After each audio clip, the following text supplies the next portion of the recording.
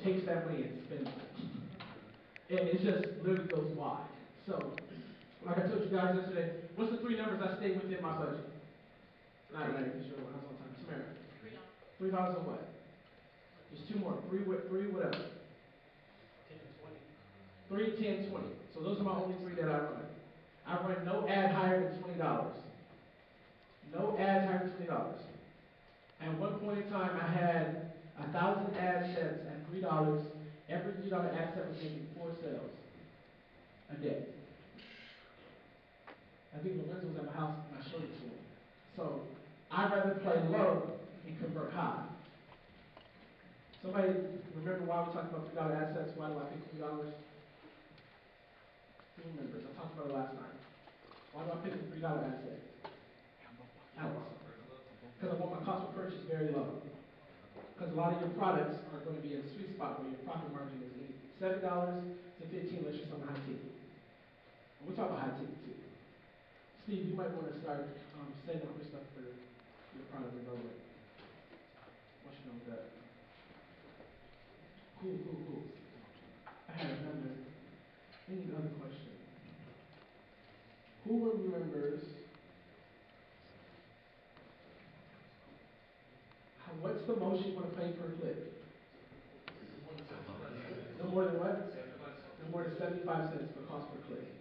Anything that's above 75 cents, you probably want to kill. You don't want to pay $1 for a click. You don't want to pay 95 cents. Yeah. Say it again. All link. So cost per link. Every time someone's clicking it, you do not want to pay more than 75 cents. A lot of times when you have an ad that's converting pretty high, your clicks are going to probably cost you between 40 cents to maybe even 7 cents. I believe we have some at like 11 cents right now. A good friend of mine, Scott, he has them at 3 cents a click right now. And if you ask me how, I'm going to tell you I don't know. But he does have $3 clicks. So we stay anywhere between 75 cents and below. But when you have a good converting ad set, you're going to be anywhere between 40 cents to 7 cents from what I've seen the best. Who had the biggest day on here? Is it Eric? You had the biggest day here so far? What was your biggest day? 2,000. All right, so when you made 2,000, how much did you spend? Yeah, that's a lot. You had 2,000 on there, Lorenzo? 16. Okay, how much did you spend? 200. That's a good conversion. $60? That's actually really great. That's actually great. So those 2 are great. So something's wrong with your conversions. All right, who else? Who else did 1,000? Well, Larry, I'm going to use up there. Anybody else in those numbers? Kobe. You made 13. That's actually really good too. Good God. Never mind. We're going to teach that then. That's good. That's crazy. 144 made 13. I ain't mad. I mean, we spent what? 15, so we get 26.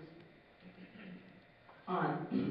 So before we go into private research, I want to talk about the basic components of your business model, of knowing exactly where you're going, where you're headed in the e-commerce business. Where are you going? So yesterday we kind of talked about this. My biggest thing that I suggest is understanding the direction of where you're trying to go. Someone said yesterday, well, shouldn't we sell anything? Should we sell everything? I don't believe so. Your pixel gets very confused from what I've learned. Once you kind of master a niche, you kind of want to keep that pixel within that niche, me personally. I've seen times at the time, somebody literally gets 1,000 purchases on one niche, and then they go try to launch another one, and they end up struggling. And so we talked yesterday about how pixels are relational. So one of the first steps to studying e-commerce business is look for direction. What area are you going? I like where you say.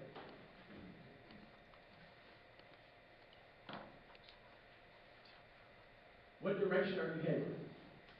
In layman's terms, what niche are you going after? Under direction, you want to focus on ACR. Does anybody know what that is? Average customer rate. So if I'm in the fashion niche, one of the biggest things that I need to be familiar with is what does the most common person spend? What is the most common product that someone who's really into fashion goes after? What colors are familiar? What do most people look forward to? These are the things that a lot of times people don't do. How many of you guys have just found a product, you saw it was selling on somebody's store, you literally just launched it and just hope that it made you money? And how did that work out? Okay, made some sales. What about somebody else? Who else is trying that? Lorenzo. You didn't make any sales, right? Some that did good, some that did really bad. Okay, cool. So let me give you a little tip. We found a product one time, and I found a product one time where it was within a niche that we already knew. We understood the niche, we understood the ACR, we understood what people were looking for. And the person was selling the product for $7, right? So we took the same exact product. The product cost 75 cents. And we knew the product would be the niche. So we launched the product, and literally after the first day, we had 10 sales at $75. But they were selling it for $7. And it was because they didn't understand the niche. In the niche that it was in, people spend high ticket for these products. So what does that show you? If you saw that, what would you say? Someone spent $7 on a product that can sell for 75. What is that? It's what? Not just good information, but what else? Product research and what else? You're leaving money where? You're leaving money on the table.